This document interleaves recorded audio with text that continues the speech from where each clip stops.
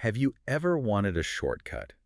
And I don't mean a shortcut through traffic or, a cheat code for a video game. I mean a shortcut for the really heavy stuff in life. Yeah. Like, have you ever looked at a difficult lesson you're trying to learn? Maybe it's getting over a heartbreak or learning to be patient and wish you could just, hit a button and skip the next 10 years of trial and error. That is the universal human fantasy, isn't it? We all want the wisdom, but we'd really prefer to skip the scar tissue. Exactly. We usually think of wisdom as something you have to earn the hard way, the school of hard knocks. Yeah. You grind, you suffer, and then you learn. But today, we are diving into a text that challenges that entire assumption. It claims you can essentially collapse time. It does.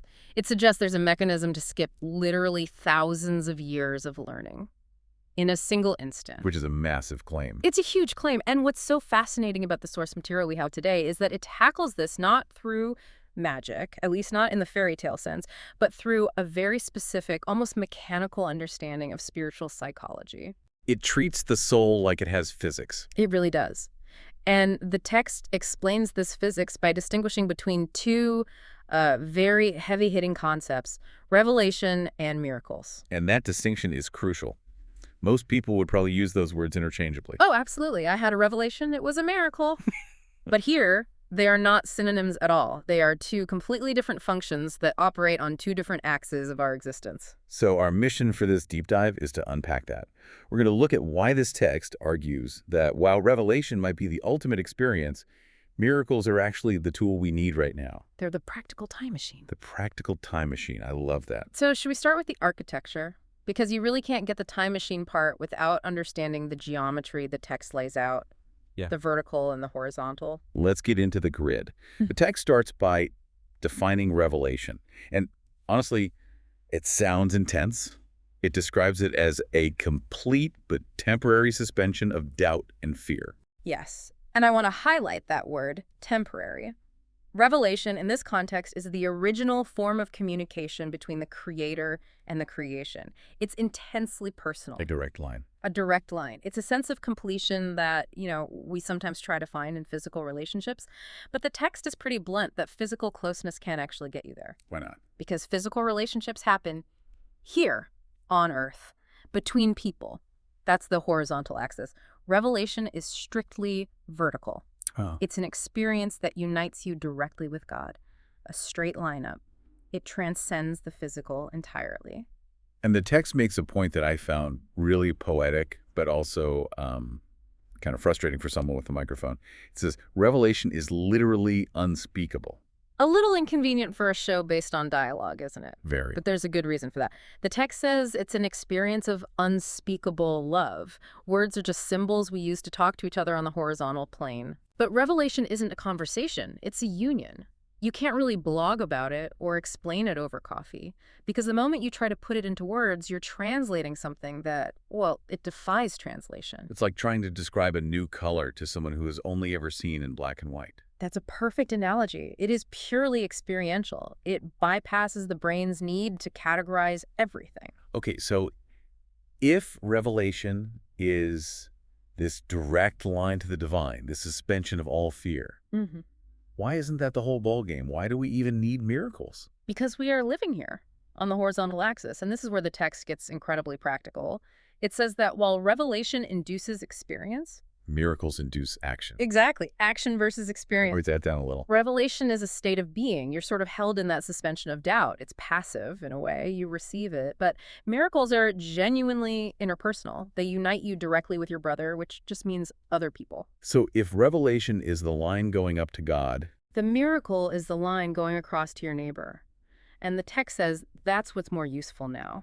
In this phase of learning. I remember that phrase. Yes, because we have work to do here. The text points out something really profound about our psychology. Freedom from fear cannot be thrust upon you. That's a great line. So God can't just snap his fingers and make us fearless if we haven't learned why we shouldn't be afraid. Exactly. It would be a violation of how our minds work. It must be learned. And learning happens in relationships. It happens on this horizontal plane. So we crave that vertical high of revelation, but the miracle is the actual coursework. It is. It's the homework we have to do with each other to get ready for it. There's also a really technical note in there about consciousness. Mm. It says, neither revelation nor miracles emanate from consciousness. But they are experienced there. It's a subtle but really important distinction. The text views consciousness as more of a receiver, not a generator. Like a radio. Exactly like a radio. The radio doesn't create the music, it just picks up the signal. Consciousness is the stage where the play happens, but it doesn't write the script. Okay, so we've got vertical as revelation, horizontal as miracles. Now, this is where it got really interesting for me. The text talks about awe. Yes. And this is often where people get tripped up because we use that word so loosely. For sure. We think of awe as a good thing. I'm in awe of a sunset or a musician. But this text puts some pretty strict boundaries on it. It says awe is actually inappropriate for people. It does, and this connects right back to that vertical-horizontal split. The text states it very clearly. Awe should be reserved for revelation. Only for revelation. Only for the creator, because look at the definition of awe in this context. It implies that one of a lesser order stands before his creator. It implies a hierarchy. Yes. I am small, you are big, I am flawed, you are perfect. That dynamic. And the text says that's toxic when you apply it to other people. Toxic is exactly the right word. It says equals should not be in awe of one another because awe implies inequality. That hits hard. I mean, think how often we put people on pedestals. A spiritual teacher, a celebrity, anyone. We go into this kind of worship mode. And the text says that's a mistake. Not because you shouldn't appreciate them, but because by being in awe of them, you are degrading yourself. You're saying, they are special and I am not. When the text insists that you are also a perfect creation. Precisely. If you stand in awe of another person, you are denying your own equality with them. You're denying your own perfection. So a miracle is then described as a sign of love among equals. Correct. If I perform a miracle for you and you fall down and worship me, we've both missed the point. We've just broken the equality. A miracle is me recognizing that you and I are exactly the same. We share the same source. We're on the same level. This brings us to the voice in the text. There's a specific I speaking. Many interpret it as an elder brother figure, Jesus. But what's so fascinating is how he describes himself. He doesn't want awe either. No, he's very specific about that, which is rare, right? Usually the demand from a religious figure is for worship. But here, he says he's entitled to respect for greater experience and obedience for greater wisdom. But he explicitly rejects awe. And there's that quote, I have nothing that does not come from God. The difference between us now is that I have nothing else. That is just a staggering statement of humility and empowerment. He's saying, look, everything I have is available to you. I'm not made of different stuff. The only difference is that right now, you have other stuff mixed in with it. Fear, doubt, ego. I just have the God stuff. So it's a difference in potential versus realization. Exactly. He says, this leaves me in a state which is only potential in you. But the potential is there. It's like a PhD student talking to a freshman. They are equal in nature, just different in time. But he does play a special role. The text brings up that famous line, no man cometh unto the Father but by me. It does, but it reinterprets it through this very specific lens of vertical and horizontal. It's not about exclusion. It's about geometry. Think of the gap between where our minds usually are, full of fear and judgment, and the absolute perfection of God. That gap is enormous. The text says, without me, the distance between God and man would be too great for you to encompass. So he's a bridge. He is a bridge. He stands on the vertical axis. He's like a ladder. You climb to him, the elder brother, and he bridges the remaining gap to the Father. He says, I bridge the distance as an elder brother to you on the one hand, and as a son of God on the other. I really like that image. It's not a gatekeeper saying you can't come in. It's a bridge saying, here, take my hand, I'll help you cross. And this brings us right back to why we need the miracle. We need that bridge because we are stuck in time. And this is where the text offers its most radical idea, the miracle as a time machine. Okay, let's go there. This is the part that just blew my mind. The text says the miracle minimizes the need for time. Right. To understand this, we have to look at what I'll call the horizontal drag. The text says that on the horizontal plane, just you and me figuring things out, recognizing our equality, seems to involve almost endless time. Which feels very true. I mean, look at human history. Learning to treat each other as equals. We are very slow learners. Painfully slow. If left to our own devices, working through our prejudices and grievances might take eons. Thousands of lifetimes of you hurt me, I hurt you back, and so on. So that's the slow horizontal timeline. Yes.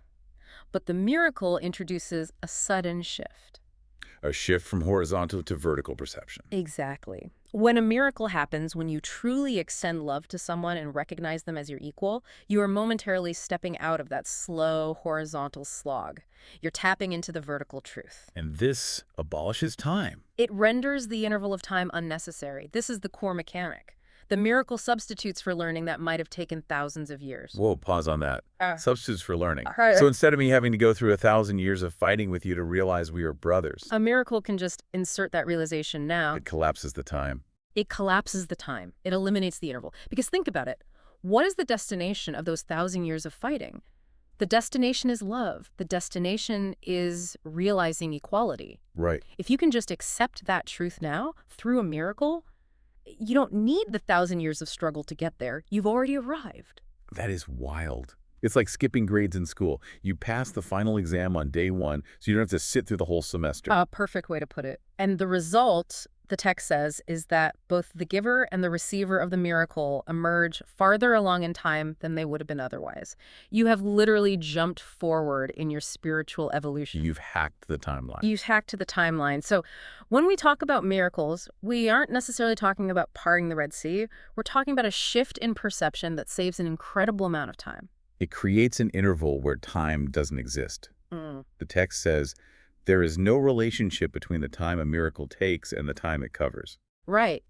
A miracle might take a second to perform, a moment of forgiveness, a genuine act of help, but it could cover centuries of karma or grievance. That makes the stakes for our daily interactions feel so much higher. It's not just be nice, it's save time. It's efficiency, if you want to look at it that way. The text is offering a very efficient path home. Why take the scenic route through suffering if you don't have to? So let's bring this all together. We have this deep desire for the vertical experience revelation, that direct awe of God. But we can't force that to happen. No. Revelation isn't reciprocal. It comes from God to you. You prepare for it. And the text mentions the Holy Spirit is the mediator there, the one keeping that channel open. But our job, our actual work, is on the horizontal. Correct. Our work is the miracle, the interpersonal action. It's looking at the person in front of you, your brother, and refusing to see a stranger or an enemy. It is choosing to see an equal. And when we do that, we are using the elder brother as a bridge to collapse the timeline of our separation. We are accepting the truth of equality now, rather than waiting thousands of years to finally learn it later. And it's so important to re-emphasize that point about the elder brother. We're not meant to worship you in a way that creates distance. No, that would be awe, and awe implies distance. He wants us to recognize that what he has is fully available to us. He's just the one who realized it first. He's leading the way, not blocking it. So what does this mean for you listening right now? Let's say you're stuck in traffic or annoyed with your boss. It means you have a tool available. The text says you are free to believe what you choose. But what you do attests to what you believe. If you believe in fear and inequality, you will act that out. You will honk the horn, you'll judge the boss, and you will stay in the slow lane of time. But if you choose the miracle, If you choose the miracle, you are choosing to see equality. You are choosing to recognize that the person annoying you is actually a perfect creation, just like you are. And in that one moment of recognition, you save yourself and them a tremendous amount of unnecessary suffering. you collapse the time it would have taken to learn to love them. Precisely. You essentially say, I'm going to skip the drama and go straight to the love. That is a lot to process, but in the best way. It changes how I look at a simple interaction. It's not just a chat. It's an opportunity for time travel. It's the ultimate productivity hack, if you want to be cheeky about it, but really it's the mechanics of salvation. I love that. Okay, as we wrap up, I want to leave everyone with a final thought to dive on. We talked about how a miracle can substitute for thousands of years of learning. So here's the question. If a single moment of recognizing equality can save eons of struggle, how much of your current struggle is simply a refusal to see the person in front of you as your equal? That is the question, and the answer might just change your life. Thanks for diving deep with us today. It was a pleasure. See you in the next one.